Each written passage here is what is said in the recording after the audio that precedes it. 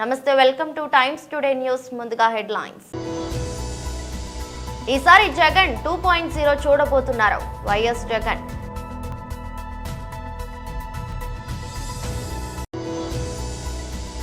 ఇది వైసీపీ కుట్ర.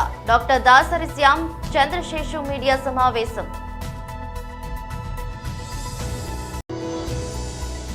సంగారెడ్డిని మరో జవహర్ నగర్ గా మార్చాలన్న కుట్ర జరుగుతుంది. మెదక్ ఎంపీ శ్రీ మాధవనేని రఘునందన్ రావు. లైగర్ సినిమాలో నటించడం అనన్యకు ఇష్టం లేదు. చంకీ పాండే.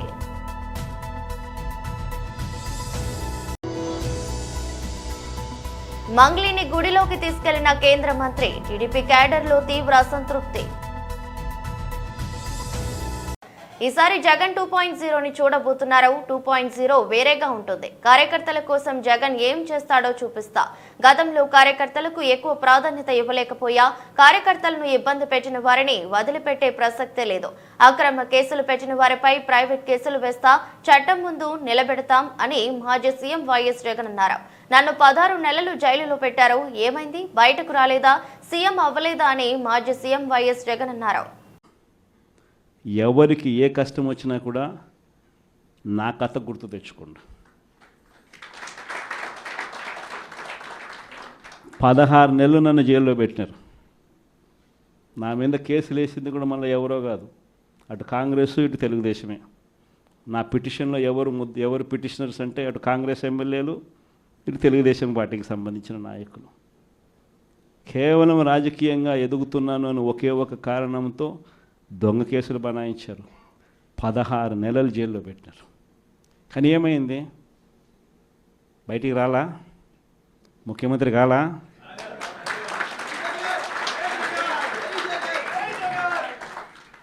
ప్రతి ఒక్కరు ఇది గుర్తుపెట్టుకోండి. ఎవరికైనా ఇంతే. మహా చేస్తే వీళ్ళు ఏం చేయగలుగుతారు? దొంగ కేసులు పెడతారు, కాదండంలా బెదిరిస్తారు, కాదండంలా మహా అయితే 3 నెలలు లోపల వేస్తారు. అది కాదండంలా. కానీ ఏం చేస్తారు? 3 నెలల తర్వాత మళ్ళా వస్తాం, రెట్టించిన ఉత్సాహంతో మళ్ళా పనిచేస్తాం. ఎవరెవరైతే మిమ్మల్ని జైల్లో పెట్టే కార్యక్రమం ఎవరెవరైతే చేస్తారో, మంచి చేసిన వాళ్ళని గుర్తుపెట్టుకోండి, చెడు చేసిన వారిని గుర్తుపెట్టుకోండి. ఇద్దరిని గుర్తుపెట్టుకోమని చెప్తాను. ఊరికే చూస్తూ ఊరుకోం. వైఎస్ఆర్ కాంగ్రెస్ పార్టీ బ్రతుకుతుంది. వైఎస్ఆర్ కాంగ్రెస్ పార్టీ ఈ రాష్ట్రాన్ని ఏలుతుంది అని కూడా సందర్భంగా చెప్తాను. మరో 30 సంవత్సరాలు ఏళ్తామని కూడా ఈ సందర్భంగా కూడా మరి గట్టిగా కూడా చెప్తాను. కాబట్టి ఎవరు కూడా వైఎస్ఆర్ కాంగ్రెస్ పార్టీకి సంబంధించిన ఏ కార్యకర్త వెంటికి కూడా పీకలేడు అని చెప్పి కూడా ఈ సందర్భంగా ఇది ప్రతి ఒక్కరూ గుర్తుపెట్టుకోండి. ఒక్కటే గుర్తుపెట్టుకోండి, ఈసారి జగనన్న 2.0 కొంచెం వేరుగా కూడా ఉంటుంది. ఈసారి జగనన్న 2.0 కార్యకర్త కోసం ఎలా పనిచేస్తుందో కూడా చూపిస్తుంది. ఇది మాత్రం నేను ఖచ్చితంగా చెప్తా ఉన్నా. ఎందుకనంటే జగనన్న 1.0లో బహుశా కార్యకర్తలకు నేను అంత గొప్పగా బహుశా చేయలేకపోయి ఉండొచ్చేమో. ప్రతి పథకము ప్రతి విషయంలోనూ కూడా మొట్టమొదటిగా ప్రజలే గుర్తుకొచ్చారు. ప్రజలకు మంచి చేయడం కోసమే నా టైం కేటాయించా, నా తాపత్రయపడ్డా, ప్రతి విషయంలోనూ దానికోసమే అడుగులు వేశా. కానీ జగనన్న 2.0కి వచ్చేసరికి మాత్రం చంద్రబాబు నాయుడు కార్యకర్తలకు పెడతా ఉన్న ఇబ్బందులు చూసా, కార్యకర్తలు పడతా ఉన్న అవస్థలు చూసా, కార్యకర్తలు పడతా ఉన్న బాధను గమనించా. వీళ్ళ కోసం గట్టిగా మీ జగనన్న ఉంటాడని సందర్భంగా గట్టిగా చెప్తాను. ఇది వైసీపీ కుట్ర అని డాక్టర్ దాసరి శ్యామ్ చంద్రశేషు మీడియా సమావేశం నిర్వహించారు. పూర్వకాలం నుంచి కూడా కుల వృత్తులు చేపడుతున్నటువంటి వారిని కూడా మరింత ముందుకు తీసుకెళ్లాలా. దానిలో మరి గీత కులాలు ఏవైతే ఉన్నాయో గౌడ, ఈడిగ, సెట్టుబల్జ, శ్రీశైన, ఏత, ఈ కులాలు అంటే కళ్ళు గీత మీద ఆధారపడినటువంటి కులాలకి ఆర్థికంగా వారికి పరిపుష్టినిస్తూ వారి యొక్క అభివృద్ధిలో మనం మంచి అవకాశాలు కల్పించాలని చెప్పేసి అని ఒక మంచి ఆలోచనతోటి ఏదైతే వారు జీవో నెంబర్ 13 ఇచ్చి ఆ 13 ద్వారా ఎన్నికలకు ముందు ఇచ్చినటువంటి హామీ ఏదైతే ఉందో ఆ యొక్క హామీ ఈ యొక్క మద్యం పాలసీలో 10% ఈ యొక్క గీత కులాలకు ఇచ్చి ఆ యొక్క గీత కులాలని ఆర్థికంగా ముందుకు తీసుకెళ్లాలని నిర్ణయించిన దాంట్లో 330 షాపులు ఈ రాష్ట్రంలో గీత కులాలు కేటాయిస్తే దానిని ఓర్వలేనటువంటి జీర్ణించుకోలేనటువంటి వైసీపీ వాదులు, వైసీపీ సానుభూతిపరులు ఇష్టారీతిన వాటి మీద కేసులన్నీ వేసి మరి కనీసం టెండర్లు కూడా పడ్డానికి లేకుండా ఇది క్యాన్సిల్ అయిపోతూ ఉంటుంది, మీరు టెండర్లు వేస్తే డబ్బులన్నీ పోతాయని వారిని భయపెట్టే విధంగా ఏదైతే నిర్ణయం చేస్తూ ఉన్నారో, కేసులు వేస్తూ ఉన్నారో ఒకసారి అదంతా కూడా పరిశీలన చేసినట్లయితే గతంలో చంద్రబాబు నాయుడు గారు ప్రతిపక్ష నేతగా ఉండగా ఏలూరు జిల్లా జంగారెడ్డిగూడెంలో మరి బీసీ మీటింగ్ పెట్టినప్పుడు ఆ మీటింగ్లో గీత కార్మికులందరూ కూడా వారికి ఒక రిప్రజెంటేషన్ ఇచ్చి, అయ్యా మేము దశాబ్దాల కాలంగా శతాబ్దాల కాలంగా ఈ యొక్క కుల వృత్తుల మీద ఆధారపడి ఉన్నాం, నేడు తాడి చెట్లు ఎక్కే దాంట్లో అనేకమైనటువంటి ఇబ్బందులు ఉన్నాయి, మా పిల్లలంతా కూడా కాస్త చదువుల మీద కూడా వెళ్తూ ఉన్నారు, తాడి చెట్లు కూడా సరైన రీతిలో ఉండట్లేదు, మాకు మరి ఈ యొక్క వ్యాపారంలో కూడా అవకాశం కల్పించండి అని చెప్పేసానంటే దానికి ముందు జగన్మోహన్ రెడ్డి గారికి ఇదే కుల సంఘాల నుంచి అనేక మార్లు కలిసి అనేక విజ్ఞాపనలు చేసినా కూడా ముఖ్యమంత్రిగా జగన్మోహన్ రెడ్డి గారు పట్టించుకోకపోతే ప్రతిపక్ష నేతగా ఉన్నటువంటి చంద్రబాబు నాయుడు గారు ఈ యొక్క కులాల మీద ఉన్నటువంటి ప్రేమతోటి మీకు నేనున్నాను తోడుగా అని చెప్పేశారని వారు ఆ రోజు మాట ఇవ్వటం, దాని తర్వాత మరి ఏదైతే తూర్పుగోదావరి జిల్లాలో ఈ యొక్క యువనేత నారా లోకేష్ గారు పాదయాత్ర యువగాళం పాదయాత్రలో ఉండగా గోపాలపురం నియోజకవర్గంలో వారు గీత కులాలతోటి సమావేశమైనప్పుడు దాని మీద మరొకసారి మాట్లాడితే ప్రభుత్వమే మద్యం రన్ చేస్తూ ఉంది, పాలసీ ఏదైనా కూడా ఖచ్చితంగా మీకు న్యాయం చేస్తామని ఏదైతే మాట ఇచ్చున్నారో వారు ఇచ్చినటువంటి మాట ప్రకారం ఈరోజు గీత కులాలకి 10% కేటాయిస్తే మరి జగన్మోహన్ రెడ్డి గారు వారి యొక్క అనుచరులు, వారి యొక్క పార్టీ వాదులంతా కూడా గీత కులాల మీద కక్షగట్టి అత్యంత దుర్మార్గముగా వీటి మీద కేసులు వేయటం అంటే ఎంత దుర్మార్గం అనేది ఒకసారి ఆలోచన చేయాలి. దాంట్లో 20 పిటిషన్లు పడితే సంగారెడ్డిని మరో జవహర్ నగర్ గా మార్చాలన్న కుట్ర జరుగుతుందని రెవెన్యూ అధికారులు, జీహెచ్ఎంసీ సిబ్బంది, పోలీస్ బలగాలతో కలిసి నల్లవెల్లి భూములను కలుషితం చేస్తున్నారు. జవహర్ నగర్ తరహాలోనే జిన్నారం, పారానగర్లను డంపింగ్ యార్డులుగా మార్చేందుకు కాంగ్రెస్ సర్కారు చేస్తున్న ప్రయత్నాలను తీవ్రంగా ఖండిస్తున్నాం. హైదరాబాద్ లో ఉన్న కాలుష్యాన్ని తీసుకొని వచ్చి ప్రశాంతంగా ఉన్నటువంటి మా సంగారెడ్డి జిల్లా జిన్నారం, హతునూర, పటాన్చెరు ఈ 3 మధ్యలో గవర్నమెంట్ స్పేస్ ఉందని 152 ఎకరాలని పాత ప్రభుత్వం టిఆర్ఎస్ ప్రభుత్వం అప్పనంగా అప్పజెప్పిందని ఈ 152 ఎకరాలలో ప్రజాభిష్టానికి వ్యతిరేకంగా నల్లవల్లి అనేటువంటి ఫారెస్ట్ మధ్యలో హైదరాబాద్కి వెళ్ళి రోజు 1000 లారీల చెత్తను తీసుకొచ్చి దాన్ని శుద్ధి చేస్తామనేటువంటి ఒక కార్యక్రమాన్ని పెట్టి నిన్న రాత్రి 12 గంటల నుంచి చుట్టుపక్కల ఉన్న గ్రామాల సర్పంచులు, ఎంపీటీసీలు, భారతీయ జనతా పార్టీ నాయకులు ఎవరైతే ప్రభుత్వ నిర్ణయాన్ని వ్యతిరేకిస్తారనే అనుమానం ఉందో వాళ్ళందరినీ రాత్రి 12 గంటల నుంచి అరెస్ట్ చేసి ఇప్పటికీ ఈ నిమిషం నేను ప్రెస్ మీట్ మాట్లాడడం స్టార్ట్ చేసిన ఈ నిమిషానికి కూడా సంగారెడ్డి జిల్లాలో ఒక పోలీస్ ట్రైనింగ్ సెంటర్ అని ఉంటది చిద్రుప్ప అనే విలేజ్ లో. ఆ చిద్రుప్ప విలేజ్ అవుట్స్కట్స్ లో ఇప్పుడు ఈ నిమిషానికి 200 మంది గౌరవ ప్రజాప్రతినిధుల్ని, ఊర్లలోకి వెళ్ళి లీడర్లని రాత్రి 12 నుంచి తెచ్చిపెట్టి లారీలను పెట్టి, జేసీబీలను పెట్టి నల్లవల్లి ఫారెస్ట్ మధ్య లోపల పనిని ప్రారంభించిర్రు జీహెచ్ఎంసీ మరియు మా సంగారెడ్డి జిల్లా రెవెన్యూ యంత్రాంగం. దీన్ని తీవ్రంగా ఖండిస్తా ఉన్నాం. ఇప్పటికే మీ పుణ్యమా అని జీహెచ్ఎంసీ తీసుకున్న తప్పుడు నిర్ణయాల పుణ్యమా అని జవహర్ నగర్ అనేటువంటి ప్రాంతం ఒక రావణ కాష్టం లాగా మండుతుంది. ప్రజలు కాలుష్యంతో రకరకాలైనటువంటి ఇబ్బందులు పడుతూ ఉన్నారు. మా సంగారెడ్డి జిల్లా పటాన్చెరు, జిన్నారం, కాజిపల్లి, గడ్డపోతారం ఇట్లాంటి ప్రాంతాలన్నీ కూడా ఇప్పటికే రసాయన పరిశ్రమల కాలుష్యం వల్ల మా భూమి, నీరు అన్ని కలుషితం అయిపోయి ప్రజలు కష్టపడుతుంటే హైదరాబాద్ చెత్త కూడా తీసుకొచ్చి మా కాలుష్యం లేస్తామని చెప్పి ఓ కొత్త పంచాయతీని అర్ధరాత్రి తీసుకున్నారా నిర్ణయం? పాత ప్రభుత్వం తీసుకుందా లేకపోతే ఇప్పుడున్నటువంటి రాష్ట్ర ప్రభుత్వం ముఖ్యమంత్రి రేవంత్ రెడ్డి గారు తీసుకున్నారా మాకు తెలియదు. నేను ఢిల్లీలో ఉన్నాను, పార్లమెంట్ నడుస్తా ఉంది. రాత్రి 12 గంటల నుంచి అరెస్ట్ చేసి ప్రజాప్రతినిధులందరినీ తీసుకొచ్చి ఇంకా వదిలిపెట్టలేదనే విషయం తెలిసినప్పుడు ఆ ప్రాంత ప్రజాప్రతినిధిగా తప్పనిసరిగా దీన్ని ఖండించాల్సిన అవసరం ఉంది అని చెప్పి ఇక్కడికి రావడం జరిగింది. వస్తూ కొంతమంది రెవెన్యూ అధికారులతో మాట్లాడితే సార్ 2015 సంవత్సరంలోనే అప్పుడున్న ప్రభుత్వం 152 ఎకరాల భూమి ఇచ్చింది సార్, మమ్మల్ని ఏం చేయమంటారు అని చెప్పి వాళ్ళు చెప్పడం జరుగుతా ఉంది. రాష్ట్ర ప్రభుత్వానికి ముఖ్యమంత్రి రేవంత్ రెడ్డి గారికి చాలా స్పష్టంగా చెప్పదలుచుకుంది ఒకటే, మీరు రాత్రిళ్ళు పోలీసు వాళ్ళని పెట్టి రోడ్లు వేసినా, మమ్మల్ని అరెస్ట్ చేసి అక్కడ ఇంకేదో కట్టాలనే ప్రయత్నం చేసినా ఖచ్చితంగా ప్రజల నుంచి భౌతికంగా నిరసన అనేది ఖచ్చితంగా ఎదురవుతుంది. మీరు కాదు కూడదు అని పని మొదలు పెట్టినట్లయితే ప్రత్యక్ష పోరాటానికి దిగుతామని చెప్పి ఈ సందర్భంగా హెచ్చరిస్తా ఉన్నాం. విజయ్ దేవరకొండ పూరి జగన్నాథ్ కాంబినేషన్ లో వచ్చిన పాన్ ఇండియా మూవీ లైగర్ డిజాస్టర్ గా నిలిచిన సంగతి తెలిసిందే. ఈ చిత్రం ప్రేక్షకులను మెప్పించలేకపోయింది. ఈ సినిమాలో విజయ్ దేవరకొండ సరసన బాలీవుడ్ భామ అనన్య పాండే నటించింది. ఆమె తండ్రి సీనియర్ నటుడు నిర్మాత చంకీ పాండే ఈ చిత్రంలో కీలక పాత్రను పోషించారు. తాజాగా చంకీ పాండే మాట్లాడుతూ కీలక వ్యాఖ్యలు చేశారు. లైగర్ సినిమాలో నటించడం అనన్యకు ఇష్టం లేదని చంకీ పాండే తెలిపారు. ఈ సినిమాలో అవకాశం వచ్చినప్పుడు అనన్య అసౌకర్యకంగా ఫీల్ అయిందని చెప్పారు. తాను చిన్న పిల్లలా కనిపిస్తానని, హీరోయిన్ పాత్రకు సెట్ కానని తనతో చెప్పిందని, అదొక పెద్ద ప్రాజెక్ట్ అని, సక్సెస్ అయితే నీకు చాలా పేరు వస్తుందని ఆమెను తాను ఒప్పించానని తెలిపారు. సినిమా విడుదలయ్యాక రివ్యూలు చూసిన తర్వాత అనన్య చెప్పిందే నిజం అనిపించిందని చంకీ పాండే చెప్పారు.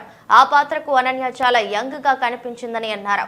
ఆ తర్వాత ఆమెకు తాను ఎప్పుడు సలహాలు ఇవ్వలేదని, ప్రాజెక్టుల విషయంలో ఆమె నిర్ణయాలు తీసుకుంటోందని చెప్పారు. తనకు నచ్చిన పాత్రలను ఎంచుకుంటూ కెరీర్లో ముందుకు సాగుతుందని అన్నారు.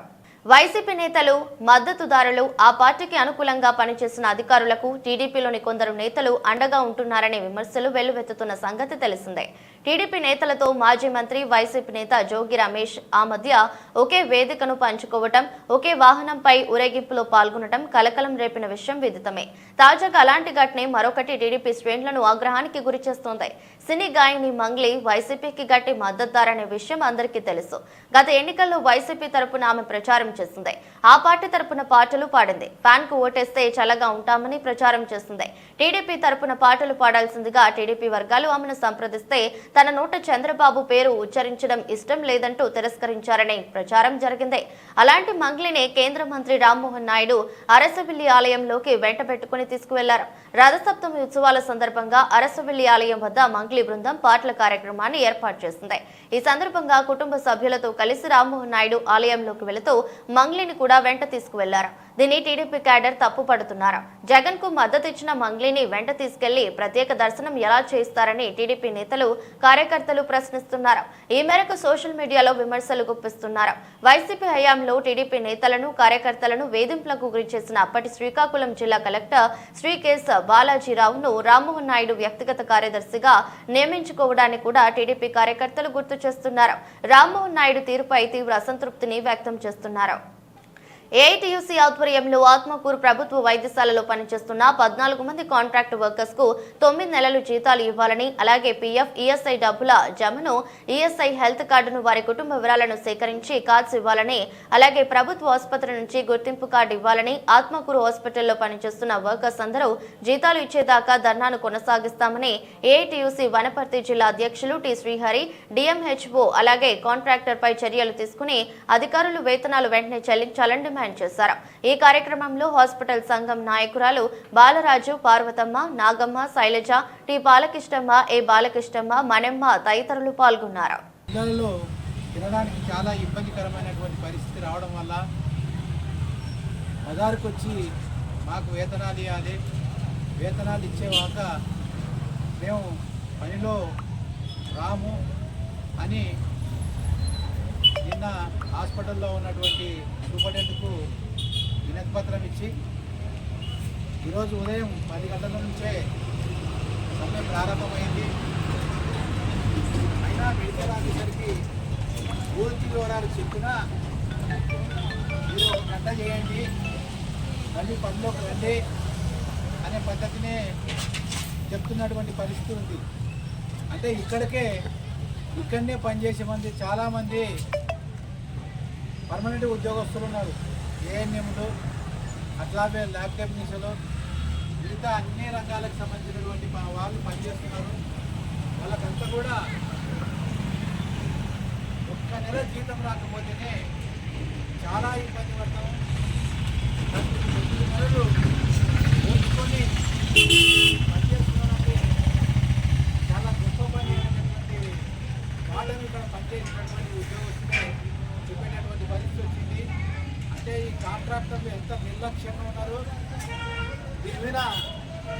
అచీవ్ చేసినటువంటి అధికారులు కూడా ఎంత నిర్లక్ష్యం ఉండరు అనేది పూర్తిగా ఈ వేతనాలు ఇచ్చే దాంట్లో పట్టబయలవుతుంది.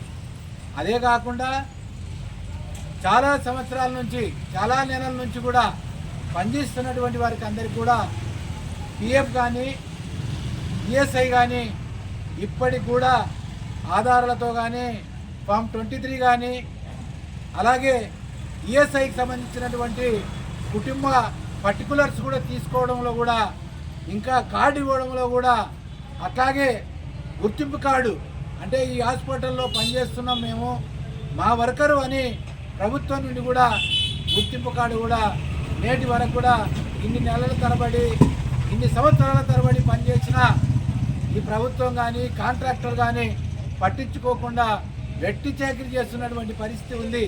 అంటే ఇంత దుర్మార్గమైనటువంటి పని చేస్తున్నా, ఎవరు చేయనటువంటి పని చేస్తున్నా ఈరోజు కనీస వేతనం రోజుకు 600 ఇవ్వాలి చట్ట ప్రకారం.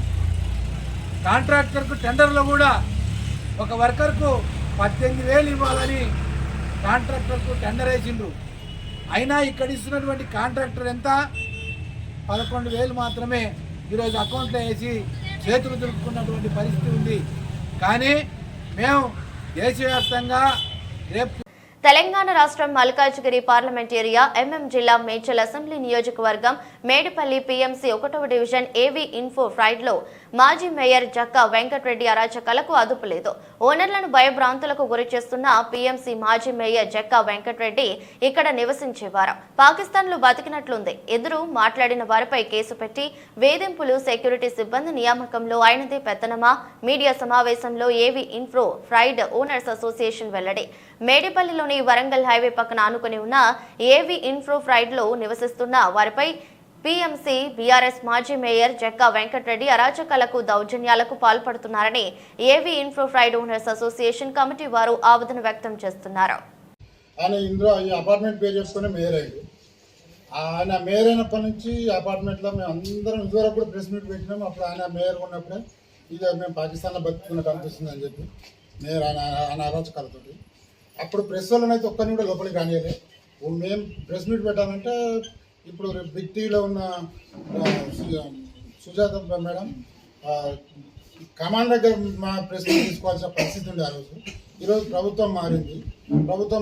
ఇప్పుడు అంత మారినాక ఇప్పుడు కూడా ఇంకా అదే దౌర్జన్యాలు ఇప్పటికీ వాళ్ళ మనసులో పెట్టుకొని ఇక్కడ ఉన్న రెసిడెంట్లను భయభ్రాంతులకు అసలు వాళ్ళ మనసులను తప్ప ఇంకోటి మాట్లాడొద్దు, ఇక్కడ ఎవరేముండదు. ఈయన వ్యతిరేకంగా మాట్లాడినందుకు నా మీద ఆ రోజు ఆయన అధికారం చూసుకొని నా మీద 3 సార్లు కేసులు పెట్టి నన్ను ఒక అడ్వకేట్ అని చెప్పినా కానీ నన్ను లాకప్లో పెట్టి వీడియో కాల్ చేయించుకున్నాడు అప్పుడున్న సీఏ అంజిరెడ్డితో చేసి. ఇటువంటి అరాచకాలు చేసుకుంటూ పోతుంది. యాక్చువల్లీ ఇవాళ ఇదంతా ఇష్యూ ఏంటంటే మేము ఒక సిస్టమ్ ఆయన లిఫ్ట్లో ప్రాబ్లం ఉంది బాగా చేసిండు. నేను లిఫ్ట్లో డబ్బులు పెట్టి మేము ఆయన లిఫ్ట్ పెట్టియకుంటే మేము లిఫ్ట్ పెట్టించాము. ఈ అసోసియేషన్ వచ్చినాక డబ్బులు చేసి చాలా సిస్టమేటిక్గా చేసుకుంటూ పోతున్నాం. ఎవ్వరు మన భేదం లేకుండా ఎవరైనా మెడికల్ మెయింటెనెన్స్ డ్యూ ఉంటే కరెంట్ కట్ చేస్తాం. వీళ్ళతో అంతమంది ఉన్నారంటే కారణం ఒక కారణం మేము కరెంటు కట్ చేయడం వల్ల, అంతే తప్ప వాళ్ళకి మాకు చదువు ఉన్నదల్లా ఓన్లీ ఇక్కడ జక్కా వెంకరెడ్డి గ్రూపు వీళ్ళందరినీ మాకు కరెంట్ కట్ చేసిన అందరిని వెంబడేసుకొని కావాలని చేస్తుంది తప్ప మిగతా వాళ్ళంతా మళ్ళీ అది కూడా ఇంతవరకు మా ఏవీ చరిత్రలో ఆ రోడ్డు మీద మీటింగ్ పెట్టింది లేదు. మమ్మల్ని అయితే అసలు అప్పుడు ఇంతకుముందు మీటింగ్ కాదు, ఇప్పుడు మీరు మంచిగా మీటింగ్ పెట్టుకున్నాం అసోసియేషన్ ఉన్నప్పుడు. అప్పుడు ఆయన మీటింగ్ ఉన్నప్పుడు అసలు రిపోర్టర్ని కూడా ఇలా కలవ చేయలేదు. మలేషియా కూడా ఇక్కడ ఉన్న రిపోర్టర్లు అందరికీ తరిమి లేడీస్ తోటి తరిమి కొట్టించిన అందరినీ. ఈవెన్ జంగన్న గారు సుధీరన్న గారు వస్తే కూడా పెద్ద ఇలా కూర్చొని ఈ సీట్లు ఈ కుర్చీలో ఈ ఆఫీస్లో కూర్చొని ఎలక్షన్స్ అప్పుడు ఈ ఇందులోనే ఒక రూమ్ తీసుకొని ఎలక్షన్స్ అప్పుడు 28 ఎలక్షన్ డబ్బులు కోట్ల రూపాయలు ఇంకా దొరికితే అప్పటికప్పుడు పోలీసులు ఎలక్షన్ ఆఫీసర్లు అధికారులు మేనేజ్ చేసి అప్పుడు డబ్బులు షిఫ్ట్ చేయడం జరిగింది.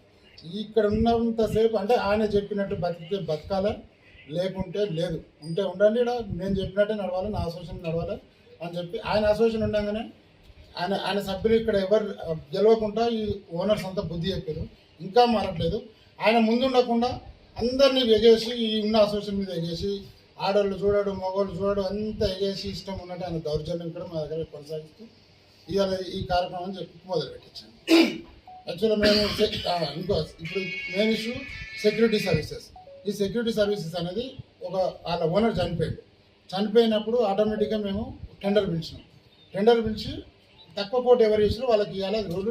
ఎక్కువ కోట్ ఇస్తే అట్లా ఏం తిన్నామని ఇచ్చినామంట. తక్కువ కోట్ ఇచ్చిన వాళ్ళకి మేము టెండర్ ఖరారు చేసి ఇచ్చేస్తే లేదు ఈ సెక్యూరిటీ ఏవి కన్స్ట్రక్షన్ పునాదులు ఉన్నప్పటి నుంచి ఉన్న సెక్యూరిటీ నా మనుషులు ఉండాలి, మీరు కొత్త సెక్యూరిటీని పెట్టొద్దని చెప్పి ఇదంతా ఇవైతే వీళ్ళకి సపోర్ట్ ఏమైందంటే మేము వచ్చినాక ఎవరు కరెంట్ కట్ చేయకపోయేది. మేము వచ్చినాక అందరు డ్యూస్ ఉన్న వాళ్ళందరికీ కరెంట్ కట్ చేసి పెట్టేసరికి ఇక కరెంట్ కట్ అయిన బాధితులంతా కొద్దిగా వీళ్ళకి సపోర్ట్ ఇచ్చారు. మేము ఓనర్లు నా కరెంట్ కట్ చేస్తావా కొంచెం ఫీలింగ్ ఉంటుంది. న్యూఢిల్లీలోని విజయ్ చౌక్ లో మీడియాతో మాట్లాడుతున్న బీఆర్ఎస్ వర్కింగ్ ప్రెసిడెంట్ కేటీఆర్. ఇవాళ ప్రపంచంలో మన పిల్లలు ఎక్కడున్నా కూడా పోటీ పడగలుగుతున్నారు అంటే దానికి కారణం వారికి అక్కడ లభించిన శిక్షణ, వారికి అందిన విజ్ఞానం, వారికి ఆనాటి నుంచి ఆ విశ్వవిద్యాలయాల్లో మరి రీసెర్చ్, డెవలప్మెంటు, పరిశోధన కార్యక్రమాలు అయితే జరుగుతాయో వాటి నుంచి వచ్చిన ఫలాలు. అందుకే ఇవాళ కేంద్ర ప్రభుత్వానికి మేము చేసిన విజ్ఞప్తి ఏమంటే, ఒకవైపు భారతదేశంలో కేంద్రీయ విశ్వవిద్యాలయాలు ఉన్నాయి. అట్లా హైదరాబాద్లో సెంట్రల్ యూనివర్సిటీ లాగా, హెచ్సియు లాగా అట్లా భారతదేశంలో చాలా సెంట్రల్ యూనివర్సిటీస్ ఉన్నాయి. అట్లాగే స్టేట్ యూనివర్సిటీస్ ఉన్నాయి. అట్లాగే ఇప్పుడు ప్రైవేట్ రంగంలో కూడా డీమ్డ్ యూనివర్సిటీలు, ప్రైవేట్ యూనివర్సిటీలు ఇట్లా రకరకాలుగా వచ్చినాయి. వీటితో పాటు కొన్ని ప్రత్యేకమైన సెంటర్స్ ఆఫ్ ఎక్సలెన్స్, ఐఐటీలు కావచ్చు, ఐఐఎంలు కావచ్చు, మన హైదరాబాద్లో ఐఎస్బి కావచ్చు, IIIT కావచ్చు, ఇట్లా కొన్ని నిష్ ఇన్స్టిట్యూషన్స్ కూడా ఉన్నాయి. మేము భారత ప్రభుత్వానికి ఇవాళ ధర్మేంద్ర ప్రధాన్ గారిని కలిసాం, అందరం కూడా కలిసి, కేంద్ర హెచ్ఆర్డి మినిస్టర్ గారు. వారికి ఏం విజ్ఞప్తి చేశామంటే, ఈ యూజీసీ మార్చే ప్రయత్నం ఏదైతే చేస్తున్నదో నిబంధనలు, అందులో మొట్టమొదటిది మాకు అభ్యంతరకరమైనది ఏమి అంటే, భవిష్యత్తులో రాష్ట్రాల యొక్క హక్కులను హరిస్తూ ప్రజాస్వామిక అదేవిధంగా సమాఖ్య స్ఫూర్తికి విరుద్ధంగా అన్ని విశ్వవిద్యాలయాల్లో కూడా, రాష్ట్ర విశ్వవిద్యాలయాల్లో కూడా, స్టేట్ యూనివర్సిటీస్లో కూడా సెర్చ్ కమిటీలకు, వైస్ ఛాన్సలర్ నియామకానికి సంబంధించి సెర్చ్ కమిటీలకు రాష్ట్ర గవర్నర్ గారికే బాధ్యత పెడుతూ ఒక నిర్ణయం తీసుకుంటున్నారు. ఇది ఎంతమాత్రం కరెక్ట్ కాదు. ఎందుకంటే ఇది సమాఖ్య స్ఫూర్తికి వ్యతిరేకం, ఫెడరల్ స్పిరిట్కి వ్యతిరేకం, అటానమీకి, ఇన్స్టిట్యూషనల్ అటానమీకి కూడా ఇది వ్యతిరేకం అని చెప్పి వారికి చాలా వివరంగా, దాదాపు అర్ధగంట సేపు వారితో మీటింగ్ జరిగింది. చాలా వివరంగా మేము వినోద్ కుమార్ గారు, సబితా గారి నేతృత్వంలో మా పార్టీ ఆఫీస్లో చాలామంది అకాడమిషియన్స్తో, చాలామంది విద్యార్థి సంఘాల నాయకులతో ఏదైతే సమావేశం జరిగిందో ఆ విషయాలన్నీ కూడా సావధానంగా వారికి వివరించి చెప్పాం. అట్లాగే వైస్ ఛాన్సలర్ల ఎంపిక విషయంలో కూడా పారదర్శకత పాటిస్తూ నిష్ణాతులైన వారికి అవకాశాలు ఇవ్వాలి అని వారు కూడా సూచించారు. మేము కూడా ఏకీభవించాం. ఖచ్చితంగా నిష్ణాతులే ఉండాలి, ఖచ్చితంగా అకాడమిషియన్సే ఉండాలి. అట్లా ఉంటేనే పిల్లలకు కూడా భవిష్యత్తు ఉంటుంది, దేశానికి కూడా భవిష్యత్తు ఉంటుందని చెప్పి కూడా వారికి కూడా చెప్పినాం. కానీ ఈ విషయంలో కేంద్రం పూర్తిగా కంట్రోల్ తీసుకోవడం గవర్నర్ల ద్వారా మంచిది కాదు, సమాఖ్య స్ఫూర్తికి మాత్రం ఇది వ్యతిరేకం, this is against federal spirit అని చెప్పి కూడా వారికి గట్టిగా ఖండితంగా చెప్పడం జరిగింది.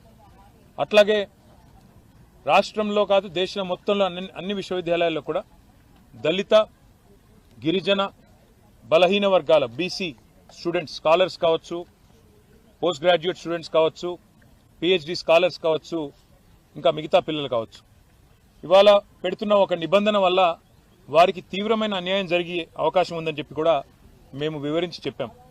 ఒక క్లాజ్ తీసుకొస్తా ఉన్నారు, no suitable candidate found, NSF అని ఒకటి తీసుకొస్తా ఉన్నారు.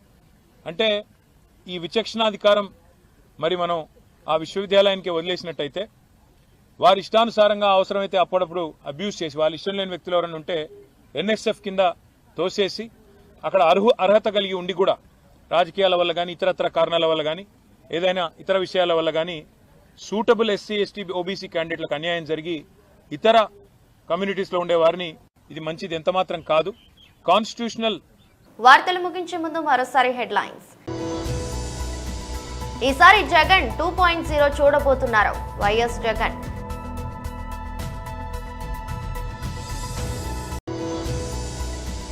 ఇది వైసీపీ కుట్ర, డాక్టర్ దాసరి శ్యామ్ చంద్రశేషు మీడియా సమావేశం.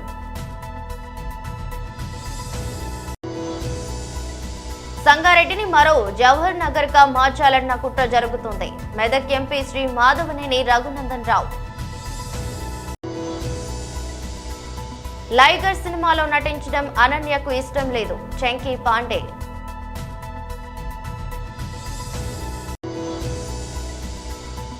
మంగ్లీని గుడిలోకి తీసుకెళ్లిన కేంద్ర మంత్రి. టీడీపీ క్యాడర్లో తీవ్ర అసంతృప్తి.